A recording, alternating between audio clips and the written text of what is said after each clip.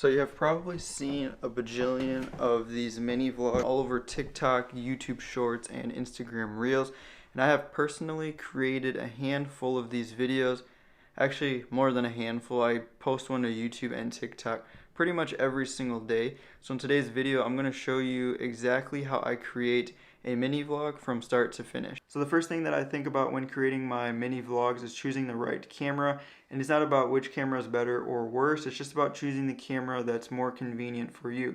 So personally, I use the Sony a7 IV for most of the shots in my mini vlogs, but when it's not convenient, I also use my iPhone 12 Pro Max. The next thing I look for when creating these mini vlogs is making sure my camera settings are correct.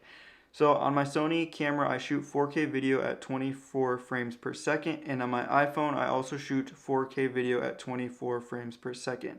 I don't think it really matters what camera or smartphone you're using as long as it shoots 4K video. That's going to give you the best quality video to shoot your content in. I've seen a lot of videos on TikTok of creators saying that 4K 60 frames per second is the best video quality you can get, but 24 frames per second and 60 frames per second are giving you the same video quality. The only difference is 24 frames per second gives you more of a natural motion blur. So what your eye would see when seeing motion is more of what 24 frames per second is, and 60 frames per second just captures the motion a little bit better, if you want to say. So your motion is captured more smoothly, but it doesn't increase or decrease the quality of your video if you're shooting in 24 frames per second or 60 frames per second.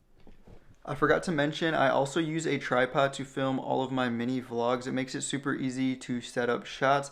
I'm using a tripod from Joby. It's called the Joby Range Pod. It also comes with a phone mount and a way to mount a regular camera, so it's a good overall tripod and I highly recommend it. Next thing I do is plan out my day. So now I kind of just plan out my day in my head, or I pretty much know what I'm doing Monday through Sunday, so I don't really need to do this anymore. But I used to write down my day or put it in my notes, kind of jot down all of the main things that I was doing throughout the day, which would help me on my second step, which is planning your shots. So if I have my day planned out, I know what shots to plan for or what shots I want to get, instead of coming up to the day of filming and having to decide what shots I want to get or what shots make sense. Then it just takes up a lot of time. One thing I always like to remember is to cut out the fluff. I don't really know if anyone else says that, but it just means to cut out all of the extra footage that you won't be needing in the final edit of your video. So for example, I film myself waking up, getting dressed, eating breakfast, leaving. I'll just leave it at that half of the day. So when I get dressed, I usually just put on a shirt and a sweatshirt. I get 1 to 2 or 3 shots of each activity. So like I said, I would put on my shirt and then I would get another shot of me just fixing my shirt or something like that. So it's not too many shots and leaving out the rest or leaving out the fluff, and creating a video that's more engaging and that doesn't have too many of the same thing. And then the last thing is editing. I personally use Final Cut Pro, but you can use CapCut, Premiere Pro, or DaVinci Resolve. CapCut and DaVinci Resolve are both free, while Final Cut and Premiere Pro are paid, and DaVinci Resolve also has a paid version as well. So look into all of those editing softwares. They're all great. Some are easier to learn than others. I think Final Cut is super user-friendly and really easy to use, but it is like $400. So the next option would be CapCut in my opinion. And I could go really in depth on how to edit a mini vlog, but personally I just edit to the music. So for example, I'll play one of my vlogs here. I've been cooped up all night. I've been cooped up all night. I'm on 2 Qs, feel right. I'm so sleazy, can't write. Been on FaceTime all night. Draining my battery, draining my life. And as you can see, for the most part, every shot is cut with the beat of the music.